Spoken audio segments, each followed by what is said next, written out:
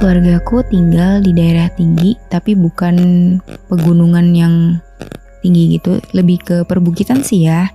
Nah, belakang rumah, depan rumah, pokoknya kiri kanan itu udah biasalah tanah gitu. Kayak pohon-pohon yang tinggi, terus jalur yang curam, itu udah makanan sehari-hari aku sama keluarga aku. Dan aku tuh tinggal di wilayah yang penduduknya itu agak jarang. Banyak, cuman rumah kita itu tuh jaraknya lumayan agak jauh gitu loh. Kan kalau di perkotaan berdempetan. Nah, kalau di daerahku itu kita ada jaraknya dan lumayan jauh, tapi masih bisa kelihatan dan kita juga masih bisa interaksi sama mereka. Aku tinggal sama emak dan abah dan salah satu sepupu aku yang ikut keluarga aku dari kecil. Umurnya ini ya aku beda sama dia sekitar 5 tahunan dan dia lebih muda dari aku. Waktu itu kondisinya daerah lagi musim hujan. Jadi paginya ini tuh cerah, tapi nanti sekitar jam 1 atau jam 2 itu udah mulai hujan deras. Dan itu berhentinya bisa sampai malam atau ketemu subuh lagi. Nah, nanti setelah subuh baru cerah gitu. Pokoknya siklusnya kayak gitu deh selama musim hujan itu. Selama lagi musim hujan ini kondisi di daerah aku tuh jadi gembur. Tahu kan gembur? Jadi benyek gitu. Terus banyak jalanan yang rusak dan akses juga rusak. Terutama beberapa jembatan yang lewatin kali yang besar banget itu agak takut juga sama aliran airnya. Jadi beberapa orang di desa aku itu memutuskan untuk beraktivitas ya sekitar itu aja. Nah, di kampung aku, di wilayah situ tuh pernah ada satu kejadian di mana kita semua itu diteror sama salah satu makhluk yang sampai sekarang kita nggak tahu itu apa. Dan anehnya yang ngalamin itu tuh cuma wilayah itu aja. Kan apa ya kalau bisa dibilang tuh se-RT itu aja gitu kan. Jadi waktu itu entah dimulai dari rumah mana, tapi kita dengar desas-desus pertama kali itu dari yang paling ujung. Pertama itu setiap malam suka ada yang ngelilingin rumah dia, terus ngetok-ngetok kaca, ngetok-ngetok pintu. Terus yang paling bikin mereka takut itu kadang pintu itu selalu dipaksa dibuka gitu, padahal pas dicek lagi di situ nggak ada orang sama sekali.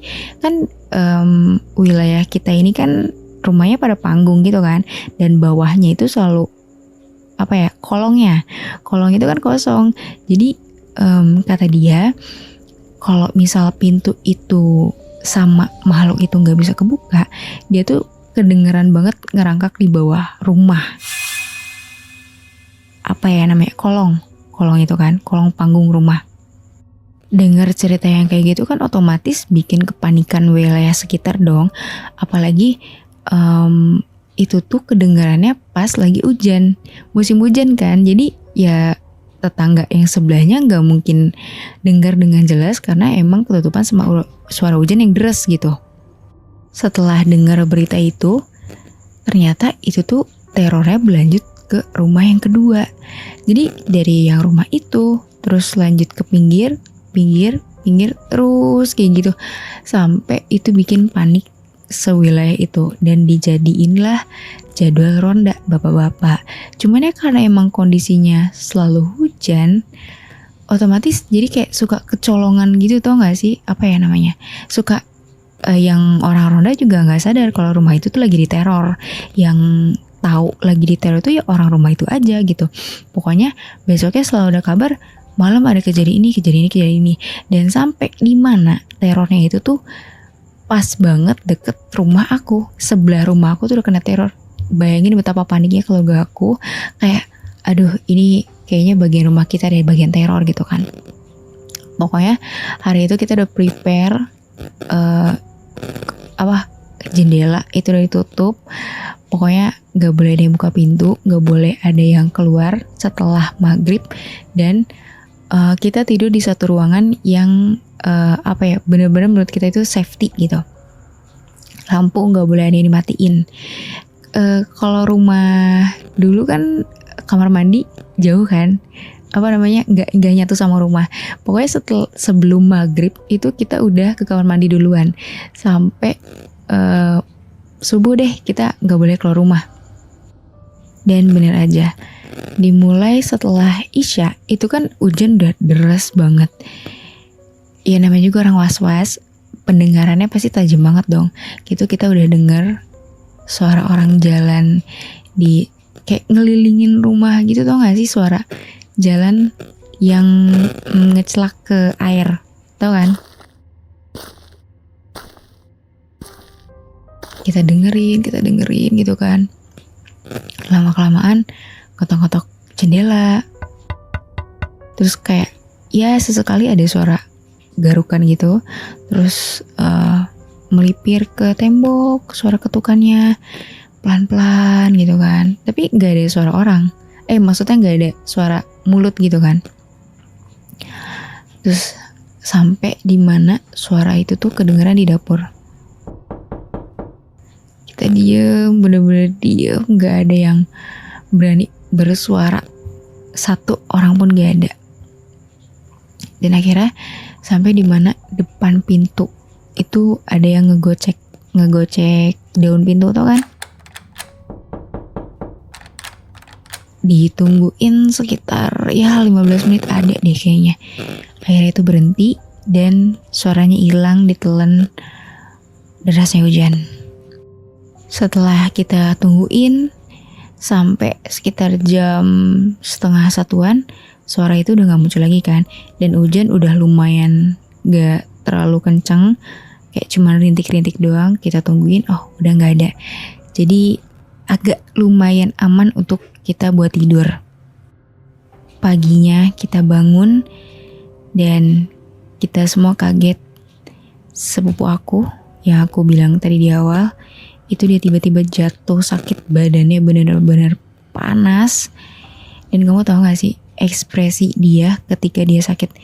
Matanya melotot, mulutnya nganga, dan dia benar-benar kayak patung gitu. Kayak apa ya, benar-benar patung gitu kan. Kalau sakit lemes ya, ini kaku badannya dengan posisi mulut sama matanya terbuka. Emak tuh teriak-teriak minta tolong ke tetangga karena ini kondisinya udah bener-bener mengkhawatirkan kan, gak bisa diapa-apain. Dan akhirnya kita minjem kendaraan ke tetangga buat seenggaknya ngelariin dia ke orang yang bisa nyembuhin secara tradisional dulu. Karena kan untuk akses ke rumah sakit kita masih gak berani kan, buat jalannya jelek banget gitu, dan takutnya gak keburu, takutnya kenapa-napa. Akhirnya kita nyari orang yang bisa ngobatin secara tradisional. Hampir 2 jam gitu kita nyari karena aksesnya itu loh yang susah. Jadi kita terjebak di jalan juga gitu. Setelah lama di jalan ini, akhirnya kita hampir deket ke daerah perkotaan. Pokoknya kita dapat rekomendasi seseorang yang tetangga kita itu katanya deket daerah situlah pokoknya. Nah, sebelum sampai ke rumah orang itu, tiba-tiba adek aku ini tuh nyebut nama seseorang dan dia bilang, "Mak, lapar." Bayangin dengan keadaan dia masih melotot, masih kaku, tiba-tiba mulutnya bergerak, "Mak, lapar." Udah dong di situ langsung nyari tempat makan mana aja, yang penting nih anak bisa makan. Pas dia makan itu kita kaget banget karena dia makan lahap banget kayak orang sehat. Sedangkan tadi pagi dia bener-bener kayak udah sekaratul maut. Kita melongo aja liatin dia. Terus selagi dia makan, emak aku ini tuh nanya, "Kamu kenapa bisa sakit?" "Oh, emang aku sakit ya, Mak?" "Iya, kamu sakit," gitu. "Enggak kok, orang aku lagi main." "Lagi main sama siapa?" "Main sama orang itu." "Orang mana?" Akhirnya dia ceritain tuh. Kalau pas sekitar jam 4 subuh atau setengah 4 gitu, ada yang ngetok-ngetok pintu depan, dan itu tuh suaranya suara yang dia kenal. Jadi kata dia suara tetangga aku katanya. Manggil-manggil nama emak, nama bapak gitu, nama abah. Nah, dibuka lah sama dia. Nah, kata dia pas dibuka itu ya emang perawakannya orang itu, dan akhirnya diajak main. Tapi nggak tahu ya kenapa diajak main, tapi dia akhirnya jadi jatuh sakit kayak gitu. Pokoknya dia ceritain kayak gitu, kalau selama dia sakitnya itu dia tuh bukan sakit, itu main, kata dia gitu. Ya udah tuh Uma sama Abah mikir, oh mungkin dia lagi diculik sama makhluk itu, dan akhirnya dibalikin lagi setelah keluar dari wilayah itu. Karena bener-bener jadi sehat ya, awalnya pucat, matanya melotot, mulutnya nganga, itu tiba-tiba jadi sehat cuma gara-gara minta makan. Karena kondisinya juga lagi hujan, otomatis kita nggak bisa langsung pulang dong. Kita nunggu agak reda dan nunggu dia emang agak enakan dulu deh gitu, karena kita takut kalau dia balik lagi ke sana takutnya jadi lagi gitu kan.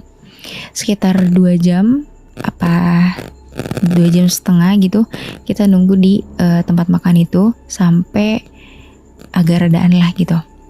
Pas pulang ke rumah kita balik karena ngerasa udah aman lah ya gitu.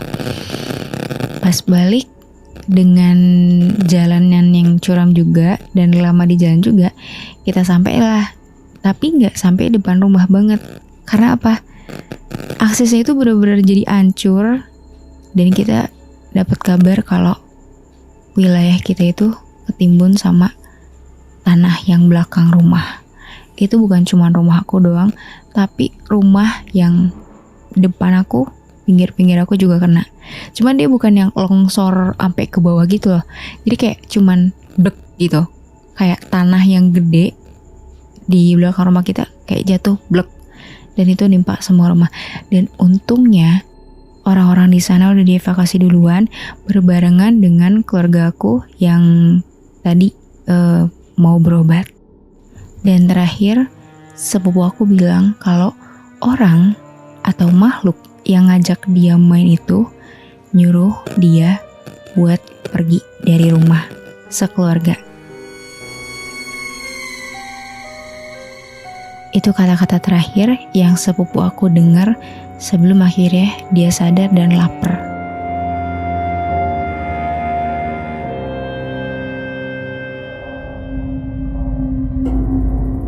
Kamu punya pengalaman horor? Kirim ceritamu ke podcast.ceritahoror@gmail.com.